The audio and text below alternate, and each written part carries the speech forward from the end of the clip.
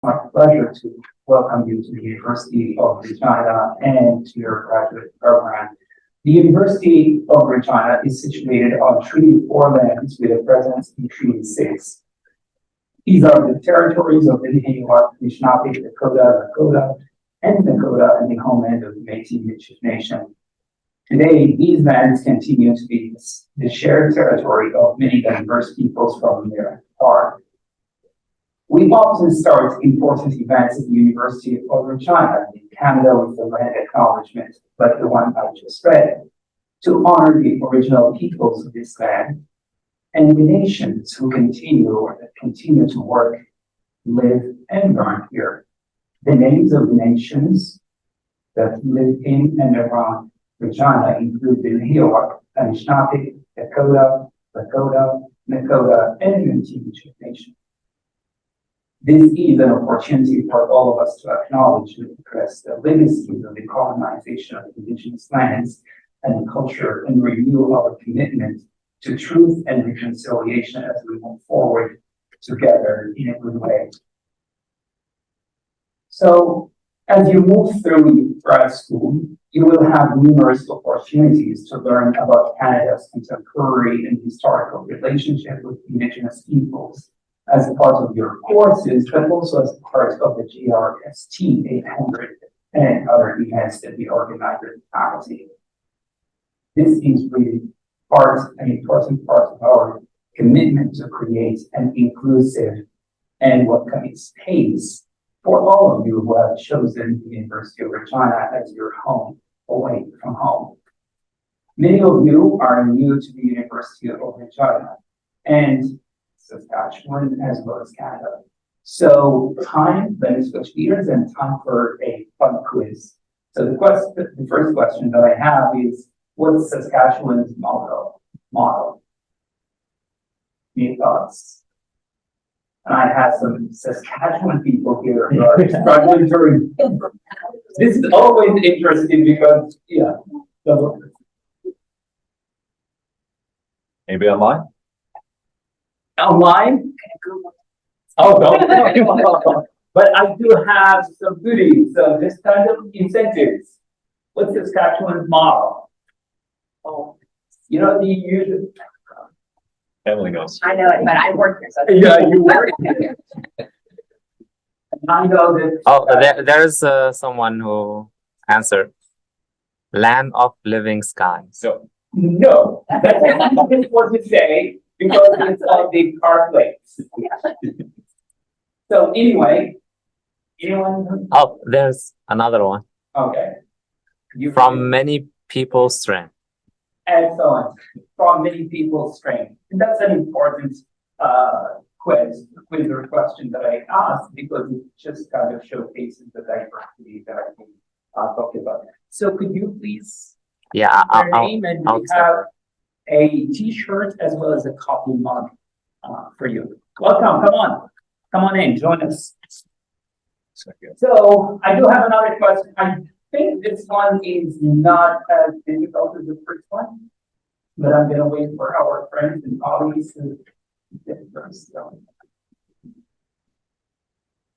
right, folks, thank you so much. So for those who have just joined us, I started, my name is Nadeem White, I'm the Dean of the Faculty of Graduate Studies, and it's my distinct pleasure to welcome all of you again to our online and here. We started by talking about the land acknowledgement and the importance of that land acknowledgement to us as a people and to acknowledge the universities or actually the impact of colonization in Canada's history. As I said, to your colleagues, for those who have just joined us, the doing or delivering the land acknowledgement is not just a ritual that we do, it's really a sincere commitment to create an inclusive community here on campus. And we just started a fun quiz in which we asked here about the model of Saskatchewan. So I'm just going to, in fairness to those who have just joined us, I'm just going to ask, what's Saskatchewan model? We'll have an additional prize for them. Any thoughts? So, going once, in Brazil, right?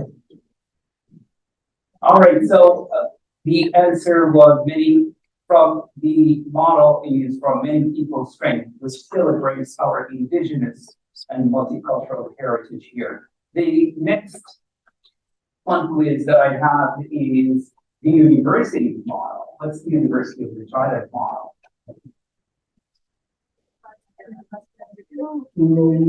That's the slogan that we have on the website. No, not really. It's a good guess, but you're close. It's a tagline, right? On the website that starts together, but that's not it. No, that's part of my remarks.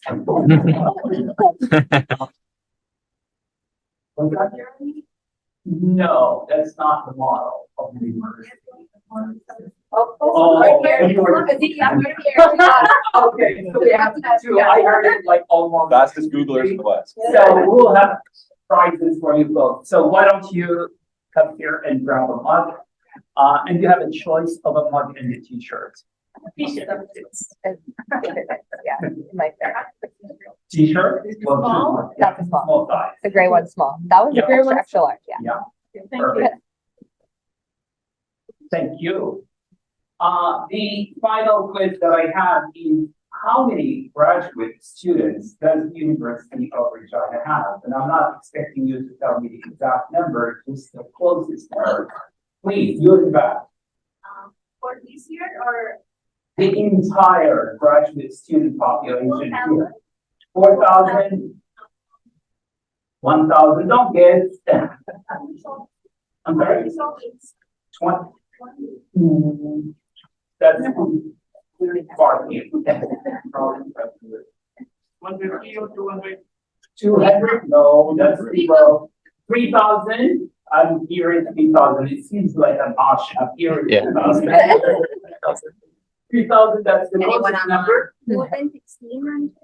More than that could be 100,000. 1,000, Yeah, no, but I'm saying that 1,600, Yeah. okay, and I have the closest now so far is over 500. That's the closest number, you're bang on, man. Someone here. So, we have over 2,400 graduate students and all right, so this is really, we're gathering here because this is a special day. It's a special day for the faculty, it's a special day for you, and it's a special day for the university in our academic calendar because we welcome a new cohort of graduate students, both domestic and international. As a former international graduate student myself, I can imagine how excited this milestone is in your life. I recall personally the hope and optimism about the future that I felt when I attended my own orientation. I'm not going to tell you when, but that happened quite a while ago. And I do see that hope, that excitement, that resilience and sense of optimism here today. In fact, I saw it during the week when I was going to Martin to get my coffee of the new students here, and they are excited to be walking around. So we want to really help you keep that sense of optimism. We want to help you thrive, not just survive grad school. And the key to thriving is really actively participating in our events, like today's session, taking advantage of the enriching professional development opportunities that we deliver here and we offer you, and being open to free and open exchange of ideas and new collaborations with mentors, fellow students, and faculty members. I'm going to conclude my remarks by leaving you with 3 things that would apply to you, to all of you, regardless of your program. And these are the things that I wish I were told when I was in the place when I attended my first graduate school orientation, different soldiers. So starting with number one, you really belong here. I know somebody said, receive your home away from home. You really belong here, and I want you to remember during your journey here that you are a highly valued member of our university community.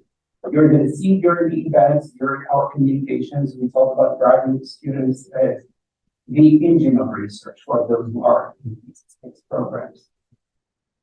And for those who are not in thesis-based programs, you're really at the forefront of your professional fields. And for that, we value you. And so I don't want you to forget that during your journey. The second thing that I wanted to leave you with, or I want you to remember during your journey, is to adopt what we call a growth mindset. There will be challenges during your program, but those challenges turn them into opportunities. So learn to learn from feedback from your faculty members or from those around you. And the third one, I want you to remember, this is critical. You are not alone here. You are part of the community, as I said. And if you need help, seek it as early as possible.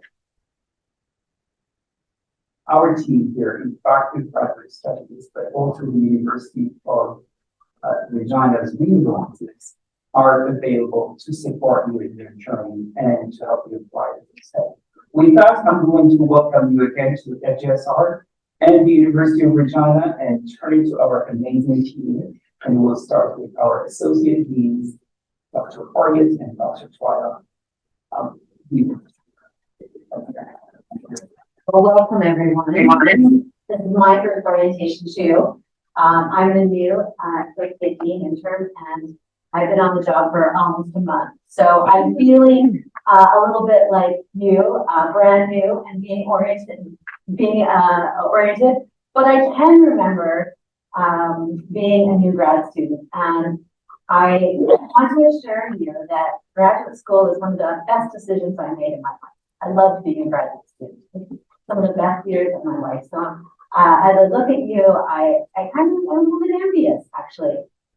It was a time of my life where I did lots of learning, but I also had, I made lots of friendships, and I met people that I have, that are my mentors and that have influenced my life for many, many years. So I hope that you have that opportunity too over the next couple of years. So as they gave me the easy parts, like how to get to our office. So my slides are really easy.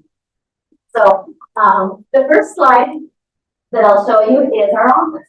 And I can get there all by myself now. And so I hope that you can too. It's on the second floor of the kinesiology building. It's 227. And if you, it's accessible by elevator and by big staircase near the fitness center. So if you're a fitness buff and you like to go to the fitness center, you'll be able to find it very easily. It's near the pool. We're open Monday to Friday, 8 a.m. to noon. We close over the lunch hour, and then we're open again at 1 o'clock to 4:15. Please drop by. You can see Eric there waving. That's our front office, and we're always happy to see you there.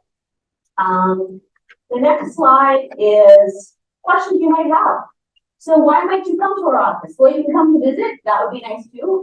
We're a big office. We have lots of people. You're going to meet just a few of us today. But some of the questions you might have might be around registration or admission. You can drop in, ask us questions if you're having difficulty registering. You might ask about scholarships and awards, about funding. That's probably one of the things you think a lot about. And actually, we have Emily here today who will talk to you a little bit about funding, grants, those kinds of things. She'll be talking in a few minutes.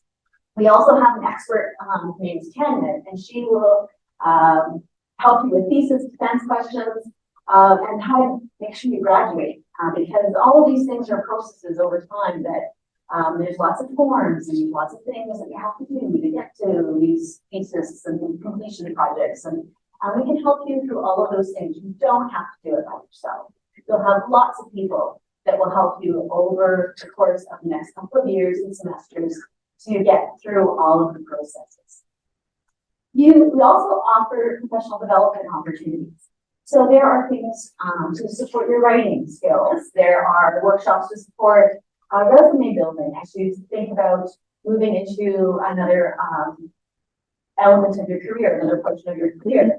There are opportunities for entrepreneurship workshops, and there's lots of things happening in the professional development around. So watch for information that comes through your email that might help you think about the kinds of things that you might like to engage in related to short workshops or seminars that will help you in your career as you move forward.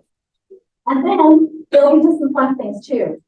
Just to have a successful graduate experience, we don't want to forget to socialize. So we have social nights at the Owl, and we have free nachos, and you just can socialize. You can meet our dean and have coffee with our dean and help shape our programs and help understand how we can do better and those kinds of things. So there's lots of opportunities to come and be a part of FGSR and and for us to answer your questions, for you to chat with us, and we encourage you to do so. So those are the kinds of things you might want to stop by and talk to us about. And one of the questions that we get, I'll just get you the slide for me again, is one of the questions that we often get is, that can be confusing, is what faculty applicant. So I'm going to be really clear on this one. Everybody in this room and everybody online, you're all in the faculty of graduate studies.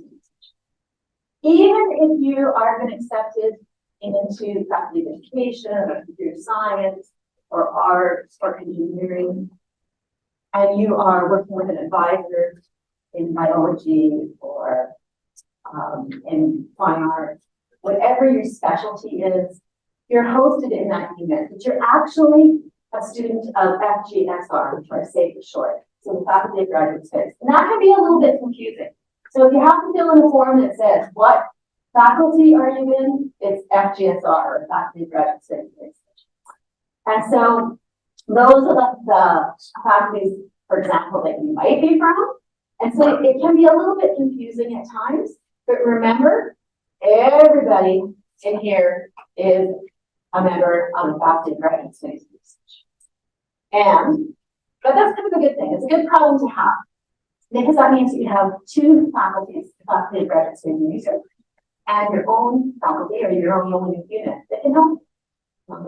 And so if you have a problem or if you have a question, hopefully you don't have too many problems. You have your home faculty and you have us that can help sort your issues moving on. So we encourage you, if you have a supervisor, if you're thesis-based or a PhD student, you'll have a supervisor. If you are a course-based, you won't have a supervisor, but you'll have a graduate coordinator. So those are the people you start with. If you have a question, concern about registration, can't get into class, don't know what class to take, those kind of things, start with your supervisor. What class do you think I should take? This one or this one? So I drop this class, that's it. You might want to check in with your graduate coordinator within your own unit, or your own faculty. Good person, good resources, they know their stuff. You can also check in with your graduate administrator or your advisors. And each unit, arts, engineering, will all have an advisor. Or each unit also will have an associate dean. And you'll meet those people when you get into those faculties. You're in them, but when you are in the courses, and and I know that some of them will even have orientation for it. Then, if they can't answer your questions, you come to your other faculty, your main faculty, which is us, and that's FGSR. And so you certainly can turn to us, and there's our email addresses. So the other associate deans, Dr. Oriet, Chris, and myself. And if you have any troubles, please reach out to us, and we'll help you sort through whatever issues you may have. So there's lots of people that are here to support you. And you may have questions, and sometimes those questions are easy to answer, and sometimes they're more complex. Whatever they are, please feel free to reach out, because that's what we're here for. And I think there's one more slide. So you will see my name associated to something that you're all going to be involved with, and that is your first course called Grad Thread Plus, GRSB 800AA. And every student, every graduate student, takes this course. Now, it's like a mini course. It's not a full course. It's not a full 3-credit course like the rest of your courses that you'll take. It's like, I'll call it a mini course. But it's not something you can do in the evening either. So I would say it takes about 2 days, maybe 12 to 16 hours. And they're mini modules. And there's quizzes. So it's like a course that you actually have to pass, and you have to take it seriously. The intention is, it was developed to really help you thrive and be successful. The content in the courses are the things that we have learned over time really help students be successful in all of their graduate classes. So you can just hit the little buttons and hit all of them. Oh, all of it? So, yeah, sure. So there are four main pillars and 4 main things that we cover in the course. And the first one is academic integrity. And you'll learn about how to cite properly, how to do referencing properly when you're writing papers. And it's really important. You want to avoid misconduct and those kinds of things. And we'll talk more about that. Dr. Orientation will talk specifically about how to avoid misconduct and plagiarism and cheating and those kinds of things. But we want to avoid that, and we'll teach you how to avoid it when we work through these quizzes. 4 seasons of reconciliation is learning about colonization and about the responsibility and commitment we have to work towards anti-oppressive and anti-racist education as part of being settlers on this land, and understanding our responsibility and relationship with Indigenous people. And it's a very good, it's actually a program. You can get a little certificate that goes with it. And there's videos, and it's really interesting. And some of you may have done it before, and if you've done it before, and you've got the certificate, you can submit the certificate and you don't have to do it again. But if it's new, it is a really good learning opportunity. There's 2 other small modules on equity, diversity, and inclusion, and respectful environments. So, as I said, this is an actual course. You can go on to your courses, you can do the quizzes, you can finish it, and you have to do it before you can complete your degree. My advice to you is to do it your first semester. You benefit from the learning, and you can have all of that under your belt before you finish your degree. And you will receive a C, not a P, but a C, which means complete. It goes on your transcript. And so that's how you know you've completed it. If you get an N, that's not good. That's a fail. So you don't want an N. If you get an N, it's not good. You got to do it again. So you want to get your C and move on. And if you have any questions, you can go, you should be registered. And I have, I think, over 200 students registered in this semester. So I encourage you to register, complete the 16 hours or so that it'll take you, learn all about it, and get that C, and you'll be done that element of your program, and you'll have it belt. And so that completes my segment of the presentation and my first orientation. There.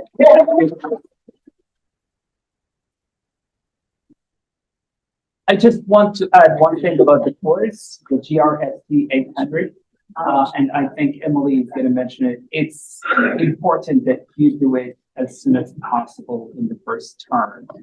But Emily is going to mention that it's it's super important, particularly for PhD students. I'm not going to give that away.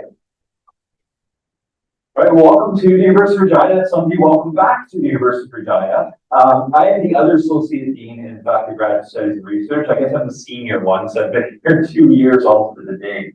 There's about 5 things that I really want to talk to you about today. There's really about 100, but I've chosen 5. That's all they're going to let me have. So the first is academic integrity. Okay, so one of my jobs here in FGSR is oversee and ensure that the work we do has academic integrity. Now, if you know all about academic integrity, that's great. If you are sort of not sure, there's a number of things that we're going to do here to help you avoid getting into trouble with academic integrity. Okay, so one, of course, is the Grad Thrive Plus course we just heard about. One of the modules deals extensively with academic integrity and help you familiarize yourself with what that means and how to avoid getting into any kind of trouble. The second thing is that I am offering a workshop right after this session, okay, and I invite you and welcome you to stay after that workshop, and we're going to go into kind of a deep dive on how to avoid getting into the difficulties of academic integrity.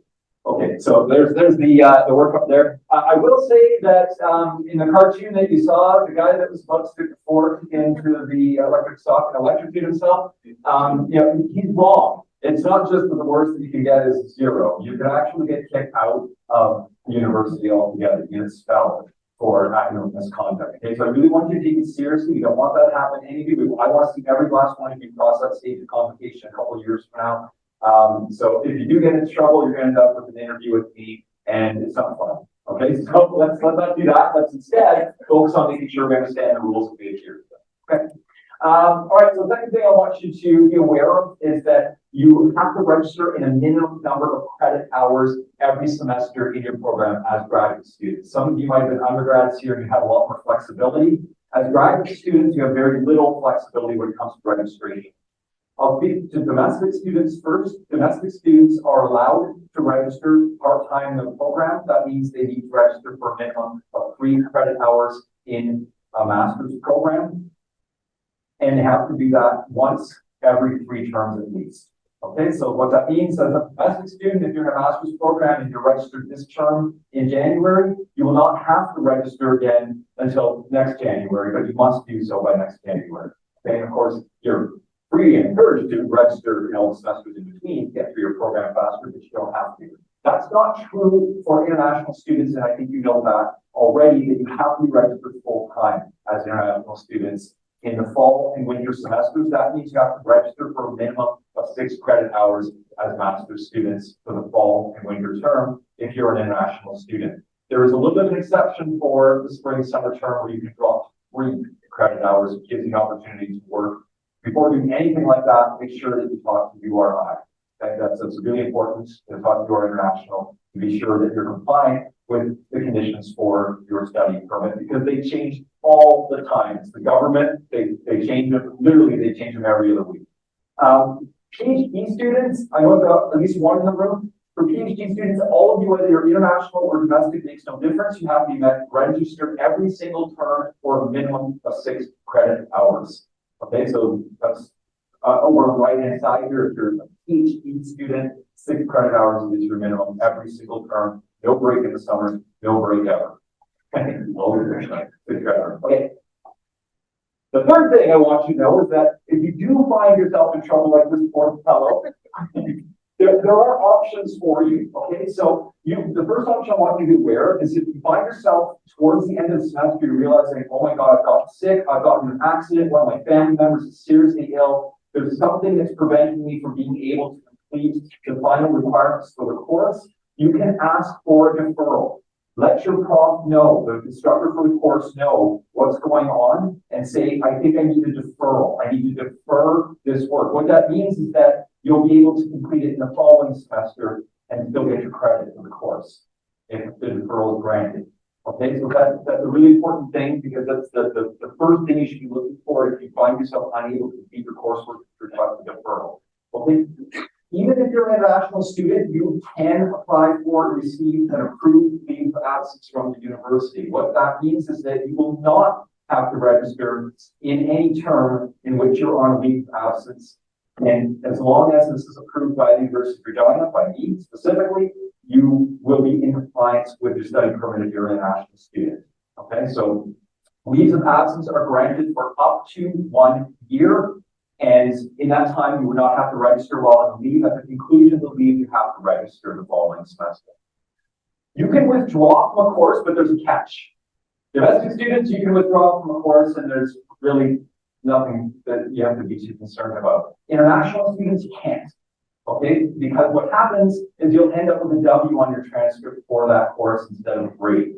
IRCC will look at that and say, oh, so you just didn't have a course that semester. And you just say, no, I was in it like until, I was in it until April 13. And so I was really there the whole term, but it ended in a W. And so, I really was there. Okay, that goes back to the first point. If you're on a leave of absence, we can explain to IRCC that you had permission to leave your course if that happens. Okay, so those two things have to happen together. If you're going to drop a course, talk to URI, okay, or talk to us. It is really important as an international student that if you choose to withdraw from a course, that you understand the consequences of doing so. It can mess with your study permit, that can also mess with your prospects for getting a postgraduate work permit in the future. W's on transcripts are something you want to avoid. Okay. The second thing is that if you do withdraw from the university entirely, things get really bad, and you just have to go home, and this isn't the right time to be doing this. You can voluntarily withdraw from the university. Make sure you withdraw from your courses as well for that semester. Okay. So next, number fourth thing I want you to know about is that you really want to keep in mind that the pass level for every single graduate course on campus and for every single graduate student in any course on campus is 70. Okay, so if it's a graded course, if it has a grade, you have to get a minimum of 70 in the course to get credit for it. Anything below 70 is a fail. What if you're taking an undergraduate course as a graduate student? As a graduate student, you have to get 70 in that undergraduate course in order to get your credit. Okay, so it doesn't matter if it's an undergraduate course. For you, as a graduate student, the bar you're trying to hit is still 70, minimum 70%. There are other courses that are graded in different ways. Some courses are graded on pass-fail or credit, no credit basis. You have to pass or get credit, right, in order to receive credit for those courses. There still may be required courses that don't have any credit hours and still stay in. So a lot of you will be in seminar courses. If you're a thesis-based student, you'll probably take some seminar classes. Some of those seminars might have 0 credit hours. That doesn't mean that you just don't have to do it. Okay? If you have something in your program that says that you have a 0 credit hour seminar, you must do that seminar. I have had students that said, well, I thought I didn't have to do it. There's no credit hours for it. So why do I have to do that? You do. And you still have to do that. Okay? So you must take any required course. It's still a required course. I already mentioned if you withdraw from the university altogether, you have to still withdraw from your courses. Okay? Another thing we want to mention is that you can't, if you fail a course, okay, you get one failed course and your entire time in graduate school, even if you switch programs. If you fail a second course, you'll be discontinued from the program that you're in. Okay, so you cannot fail 2 courses. If you fail one, but you cannot fail 2, or you'll be required to discontinue from your program. There is an exception. If you are a student who was admitted as a probationary student, in your letter it says that you can give a probationary admission or qualifying admission, you can't fail anything. Okay, while you're qualifying or while you're on probation. As soon as you fail one course, you'll be required to discontinue from your program. Please keep that in mind. It's really important. You can come with fail courses, so go. And finally, number 5, you have a graduate program coordinator. Okay. That person is sometimes in some areas a faculty member, sometimes they're a staff member, but there is somebody that is responsible for overseeing, making sure that you get through your program properly. Okay, so please do take note of who the graduate program coordinator is for your area. If you're in an area that has departments like arts, science, media arts, and performance, okay, if you're in any of those 3 faculties, the department will then have graduate coordinator specific to that department, and that person is usually a faculty member. Okay, so you want to get familiar with who your graduate coordinator is, because as was mentioned previously, that's one of the first people after your supervisor, if you have one, that you talk about whenever you have anything going on. You want to change classes, you want to drop classes, whatever, I'll start with your graduate program coordinator, and you'll move on. Okay, that's my 5 things. Thank you very much. We get a question here. Go ahead.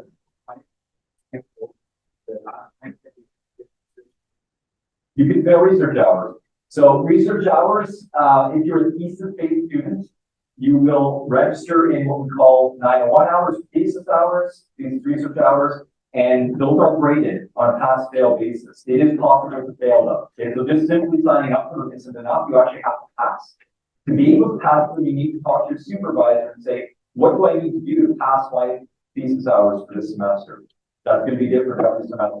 Okay, but you can fail those and it counts as one of your failures. I'll take one more question and then I really have to pass on the next person. We got all that stuff together. Go ahead. Sir, I have a question regarding the spring and summer semesters. So those are shorter semesters compared to the other semesters. Those are of 2 months around. So do we have to get enrolled in both of those semesters, or if it's like those are divided between the May and June and July and other months? So do we have to enroll in only one of those semesters, or do we have to take both of them? As a graduate student, we treat that whole term as one term. We want to see that you're in 3 credit hours at some point in that term. So if it's a course that only is run in May, as long as you're registered in that one course in May for 3 credit hours, you've met your requirements to be registered for the spring summer term. It's a great question. I feel like to the slide. Thanks. Oh, right. Sorry, I'm Tanya too. Tanya's sick. So for those of you who are in thesis-based programs, just want to put the slide up. There are a couple of things to keep in mind about your thesis and defense. So one of the things is that there's some supports to help you with the thesis and the procedures regarding the completion of the thesis itself. Tanya runs what are called Thesis Thursdays, and that's 2 hours that she sits on Zoom with anybody that joins, and you can work on your thesis during that time and have sort of a cohort of people who are doing the same thing. It can help to keep you on track. If you become a regular participant in that. And of course, she's right there to answer any questions you might have about thesis, on the structure, all that kind of stuff. Of course, you can't talk about the content because she's not an engineer and an artist and all these other things, but she can tell you about how to properly cite things and how to structure things in the right way. She also offers workshops on those very same topics, so do keep an eye out for those. You'll hear about how we advertise our workshops and so on later in the Grad Digest. We do have on our website information about workshops that we offer, but also about the deadlines that are relevant for thesis-based students, about how to actually put together the thesis and how to submit FGSR and so on. Next one. Okay, I really want to make this point very clear now that you're in your program. For those of you who are in thesis-based programs, and even those who are not, when the time comes to complete your program, you have to apply for graduation. Your graduation isn't automatic.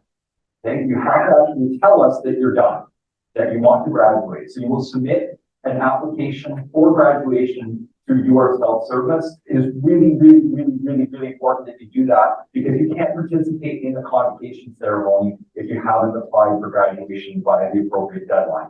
Okay, so there are 2 kind of windows. There's an August 1st to January 31st window. You have to meet that January 31st deadline if you want to participate in our June convocation. There's a February 1st to July 31st window that you have to submit your application in between those dates in order to get into the fall convocation. Okay, and again, just put that in the back of your mind that I know that I have to apply for graduation at the end of all this, okay, because it isn't automatic and you have to miss that step, right? Okay, now I think I'm done. So, I am a co-graduate of the practice here at the U of R, so I have been ready. How are you? But I'm here for the scholarship award, so I'm going to next slide. Thank you. All right, so there are multiple ways that you can be funded at the U of R. We will start with, first of all, that last year we handed out over $8.5 million to students. That was money managed directly by us in the faculty of graduate studies. Okay, and that comes in multiple forms which I have listed here. The first one is directly. So that's money that directly is decided by FGSR and that we provide.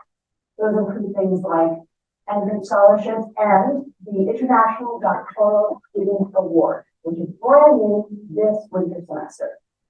So it is only for PhD students and only for international PhD students. Okay? And everyone is automatically looked at. You don't have to apply, don't send an email, but don't apply. We will look at everybody that is registered as an international PhD student. We will evaluate you against theory, the criteria, and it will just automatically get put on your student account. If you want to know exactly what the criteria are for the award, it is on our website. Just Google International Doctoral Student Award and you will find the criteria. Other funding that we have is FGSR funding. It's money that we provide, but we let the faculty decide how they want to give it out. So that is nominated by faculty. And there's multiple different kinds of that. So there's graduate student-based funding, there's thesis-only scholarship, which as I implied is only available to thesis students, and there's graduate teaching assistantships. So that's teaching assistantships that are provided through us versus those that are provided by your faculty. There's also donor funding. We have about $1 million provided by generous donors to the University of Regina for various scholarships. All those donor-funded scholarships are done through GAP. It's our graduate awards portal.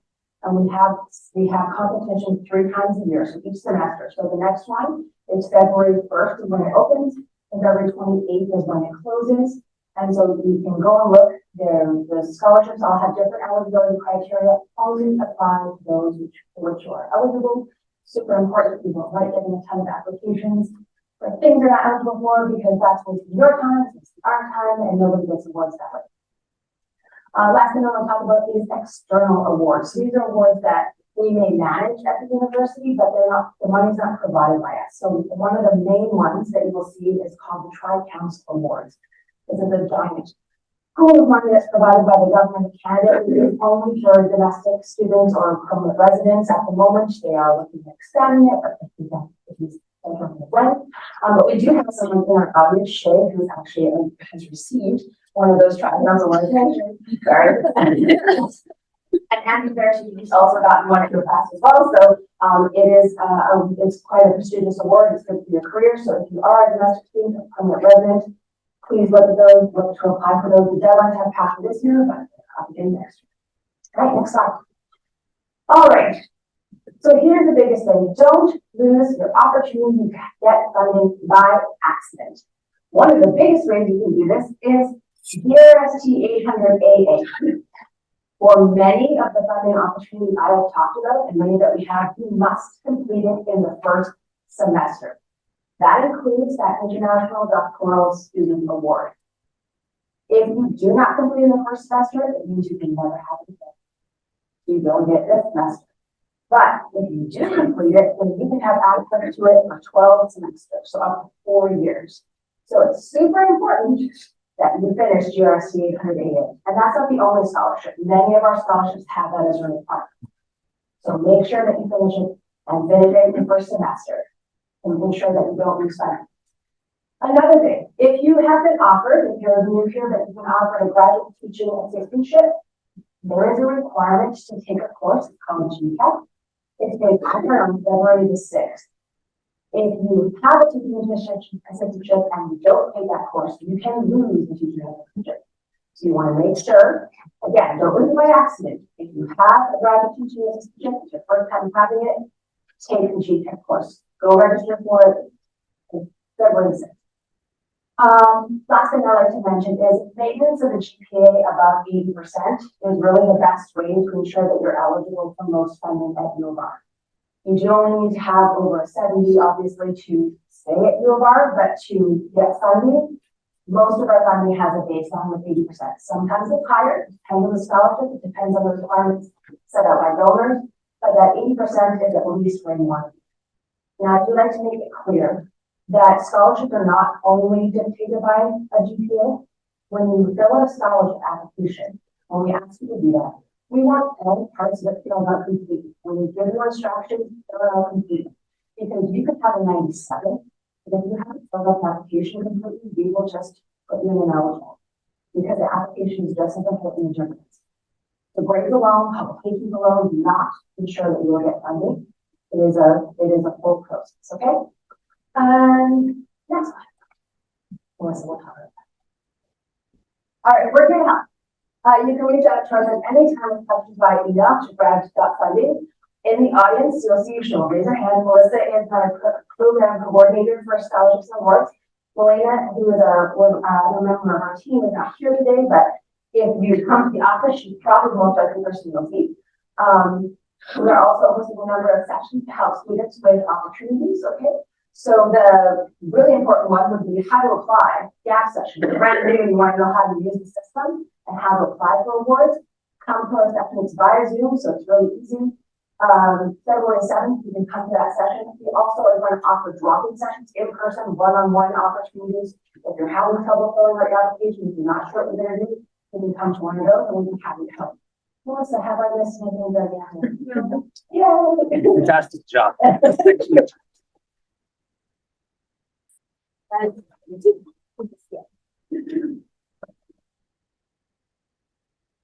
just gonna hold it because we have some guest speakers that are gonna come and wrap things up for us. I'm Roberta, I'm the manager of engagement and I handle most of the professional development components. So we just wanted to let you know, it's gonna be a lot to take in, but just some of the opportunities that will be out there over the semester and the next couple semesters here. So we do social events. Grad Night at the Owl is our big one. The Owl is the student bar at the back of the Riddell Center. You've probably seen it if you've gone to Importance.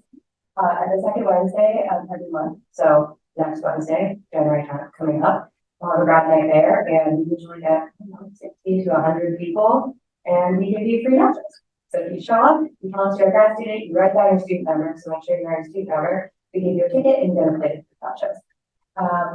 And then coffee with the dean, we do once a semester. It's your chance to come and meet with Dr. Dwight, Dr. Paula, and Dr. Orientation. And yeah, just kind of a casual affair. We provide coffee and donuts, much like we have at the back for you, and we'll wrap up this. And really, it's just an opportunity to share what we've been working on and connect with our leadership. Entrepreneurship. We are starting a venture called the Gate Center in FGSR. It's a graduate advanced training and entrepreneurship center. That's where we are working on initiatives that will funnel students like you that have interest in startups or other entrepreneurial ventures into the Regina, Saskatchewan, Canadian tech ecosystem. There's a bunch of different things that are going on right now. We have a boot camp that started, so you're a little late for that one, but we should have a social innovation summit coming up. And what's the other one? Digital futures of our career fair coming up in this this semester and again in the fall for it. And then we also do workshops. Right now we offer digital research skills. So for those of you that might find yourself needing to use tools like Qualtrics or RStudio, this is a certificate program that we do in partnership with the library. You can kind of tailor it by taking a selection of courses. Succeeding Beyond Grad School, we do in partnership with the Center for Experiential and Service Learning, which is what career services kind of, and they give you coaching on marketing your skills, interviewing, and job searching. And then we do have someone here to talk about our enhanced teaching and mentorship. It's a specific program for any of you that might have GTAs. So Dean is here somewhere. Oh, there you go. Dean will talk to you about that in just a second. And the last major workshopping opportunity we do is writing tutors. So this is different than Thesis Thursdays. This is an opportunity for you to go to Student Success Center and book a one-on-one appointment with a writing tutor. It doesn't have to be your dissertation or thesis. It can just be if you're having challenges adapting to the language or structure or just challenges in general. Maybe you're in science and you have to write an arts paper or something like that. So any kind of writing support you need as a grad student, you can book an appointment with a tutor there. That's it. Maybe just say the link on the website. Oh, yeah. For This one. For the writing tutors, there is a link on our website. You can Google writing tutors, grad students, University of Regina, and it will come up. So we also send out a newsletter every month. Every month we put a link to that writing tutor registration in there. So we'll come back to that. It's Dina. So Dina is here to talk to any of you that are TAs, not GTAs, or might want to get. I'm Dina Seydoun. I'm the education developer. I have the teacher voice. Okay. Sorry about that. So I'm here today to introduce myself, but we're going to have a longer session together on the 2nd of February. I encourage you all to be there for, as Emily mentioned, this is important for your to be TA. And also not only actually for your current role, what we're going to talk about in this session is also going to be of great help in your future as if you're thinking about being a faculty or a trainer in different aspects of different disciplines in the professional life. So in this session, we're going to meet the rest of the team of the Center of Teaching and Learning. Ali Koros is the director. We have Shauna and Jessie. Forest, which is different people in the center, different members of the Center of Teaching and Learning. who will support different perspectives of this training.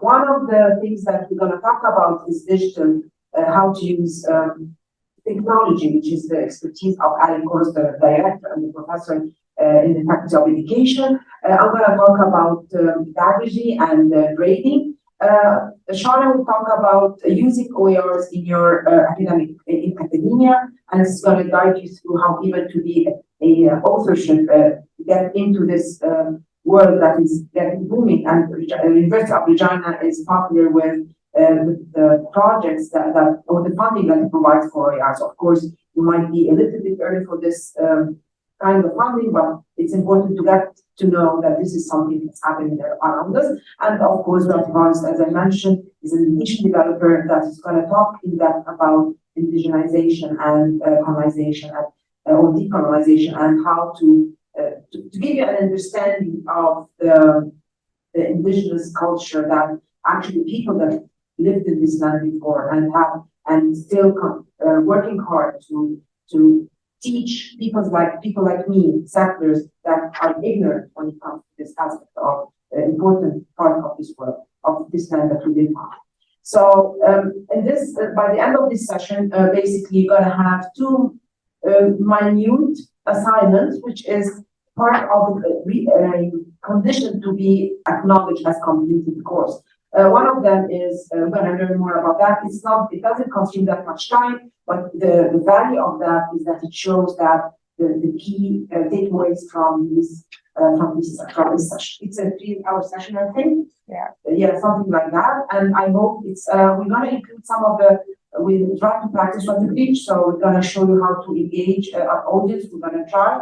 It will be in person. It's gonna be, I hope it's gonna be fun. Usually it's fun, but I hope you'll like it the same as we did before. Thank you very much. It was my pleasure to be with you today.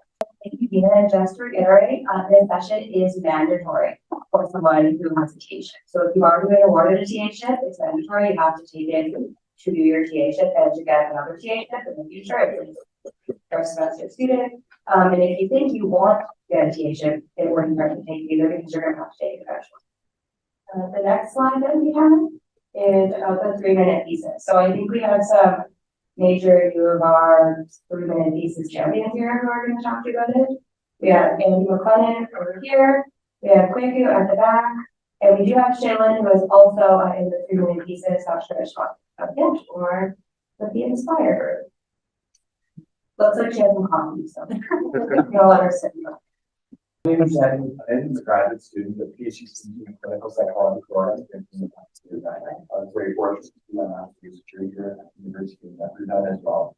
I was also very fortunate to participate in an exciting event that's hosted at the bar. It's also hosted at other Canadian universities and actually worldwide, and that's called the 3-minute thesis competition. Anybody here for this before? We have a few more. So the 3-minute thesis competition is a competition basically on presenting. So presenting for the students who are doing thesis-based programs, your research in 3 minutes or less with one static slide as goes behind. Communicating your research in a way that is well understood, that conveys passion and energy, and the importance in a way that is understood by maybe not from your forum or who are really communicating. So again, it's a really difficult thing to do, but it's really fun. There are the University of Regina different workshops that will be hosting for our students in the final application. We have a workshop starting on January 18th.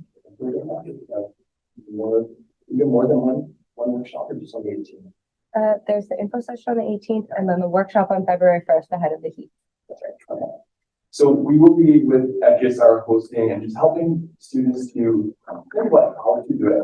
Right? We can just give the idea that they're going to thesis competition before we get into the actual which is where it's here. So we would highly recommend that anybody who's doing a research-based project, even if you're your first year after, if you're just thinking about that project, think about considering project.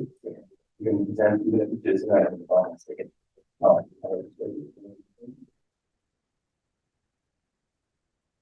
you. I'm like with I'm a PhD student at the University of Regina in public policy. Andrea said most of the information about the 2-minute thesis.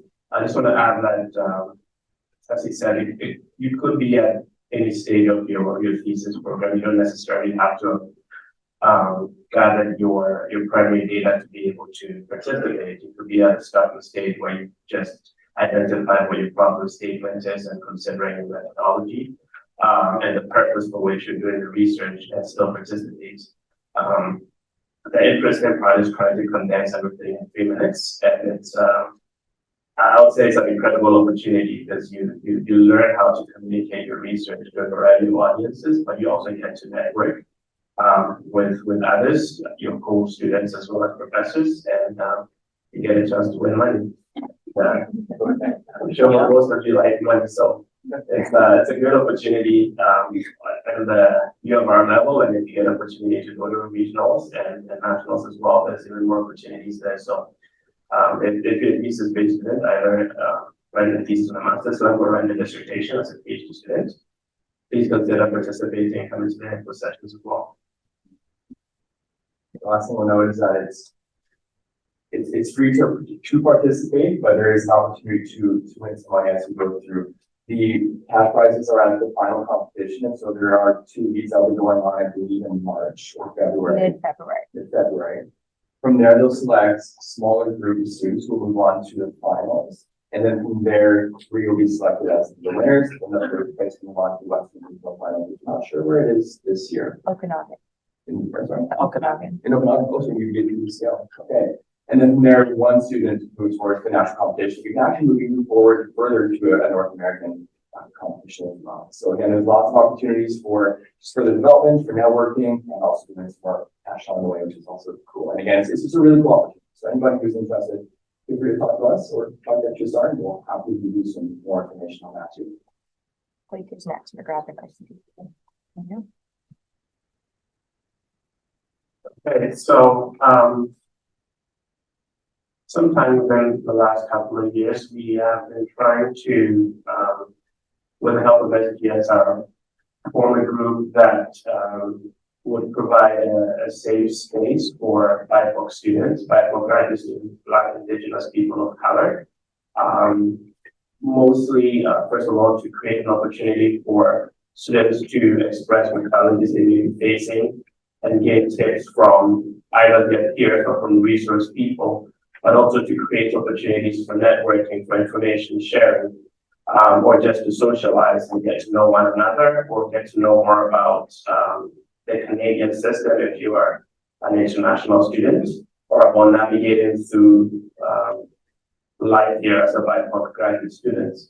And so some of the events that we've had so far, we've had a couple of potlucks, but we've also had information sessions where we've invited resource people to come and speak to us. We had one last semester where Emily came to share about scholarships.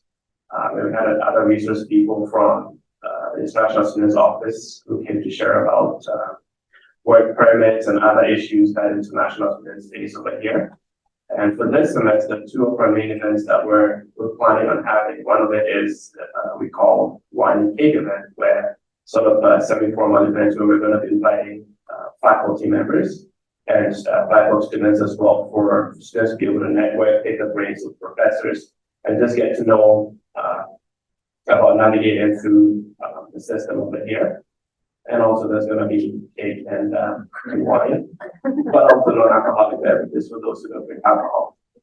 So that's one of our main events. And the second one is another speaker series where we're hoping to get speakers to come and talk to us about Indigenous issues.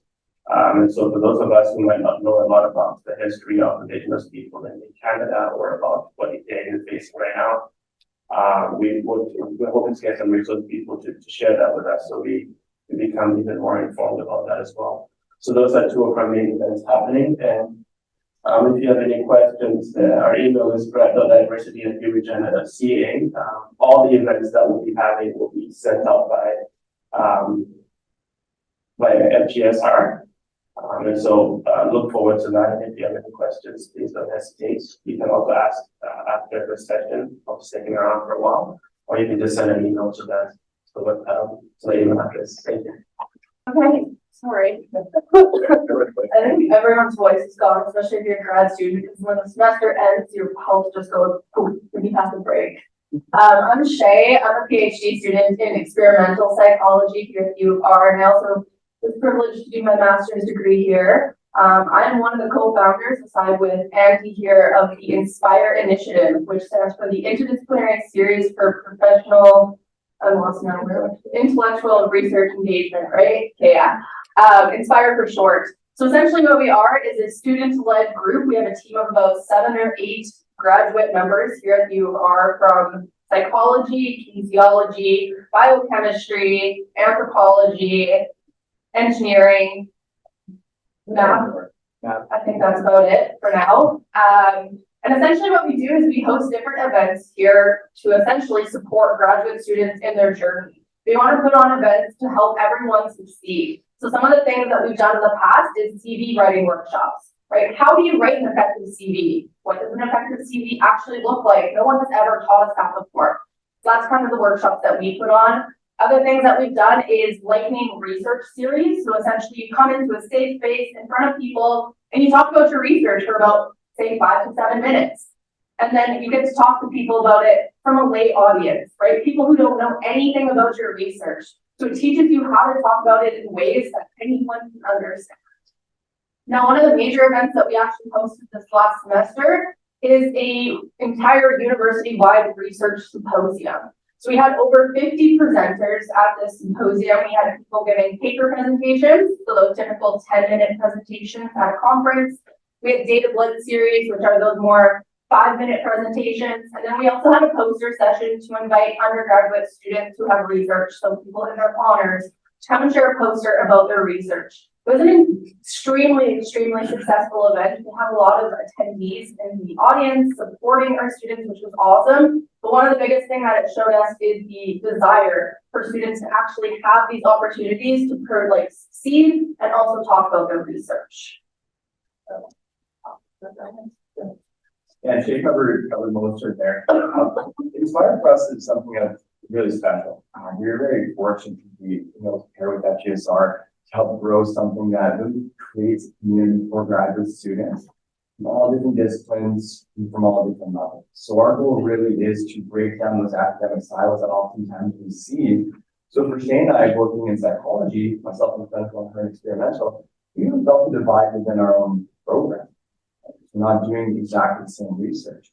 So we thought, well, that's probably the case across different disciplines, different departments, and different faculty as well. So one of our goals is to create a bit of a community for students to come together, to learn from one another, to further develop themselves through their master's degrees, their PhDs, regardless if you're a thesis-based student or if you're a professional student. You know that everybody has specific knowledge and skills that they can share with one another. And you know as well that one of the best ways to develop is to learn from other people, more of a peer-to-peer mentorship mentality. So within all of our different workshops, our presentation, everything is all hosted by graduate students, right? So that you can get opportunities to, let's say, post how to run a workshop on statistical analysis, or to present your research, or to do even something more specific to your own skill set that we have even thought of yet. And that's the beauty of it. So if you have anything that maybe you can share with other students, you talk to us, you talk to our group, you shoot us an email, if it's on, it's there, it's right there. And you can even host an event. But if you don't want to host something, you can always come and join us too and start to listen, learn, and meet other graduate students, because that's really what we're all about. We don't have our specific dates for our workshops, everything coming up for the 2024 semester, but we will soon. You can stay tuned through FGSR as well as through the GSA, that's the Graduate Student Association. They'll be sending out emails with our dates moving forward. I think that's it. Yeah, anybody who's interested, the last piece, I guess, is that it's a really great opportunity for leadership, developing leadership skills. These are things that are becoming more and more important for your CV. We look for graduate scholarships, as well as for professional jobs and positions following what's in the master's degree. And sometimes leadership skills are hard to come by those opportunities. So by joining our team or by hosting those different events, that's something you can put on your CV too. So it's one of those bi-directional relationships that we're looking for within these classes. So Either way, if you have any other questions, we'll be keeping around, taking coffee, I need another one at least, so if you have any questions, let us know. Otherwise, we'll take off to whoever's next.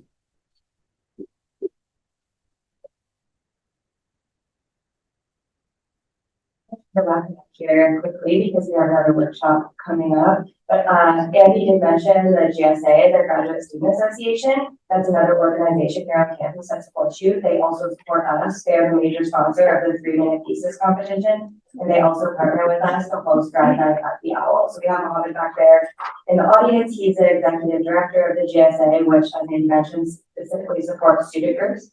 So if you're interested in student groups, you're interested in getting involved with anything like that, Mohammed back there is your contact. And his email, ed at, what's the email? With that. ed@ugsa.ca.com. Okay, we'll write that up on the board for you here in a second once we wrap up.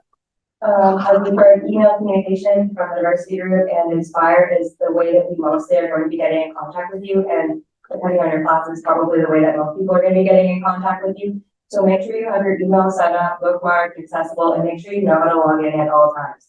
If you register with us and did not provide a preferred email, please know that we defaulted that to your Regina email. So if you did not give us another email that you check more regularly, your communication will be coming to your Regina email, and we strongly recommend against deactivating that.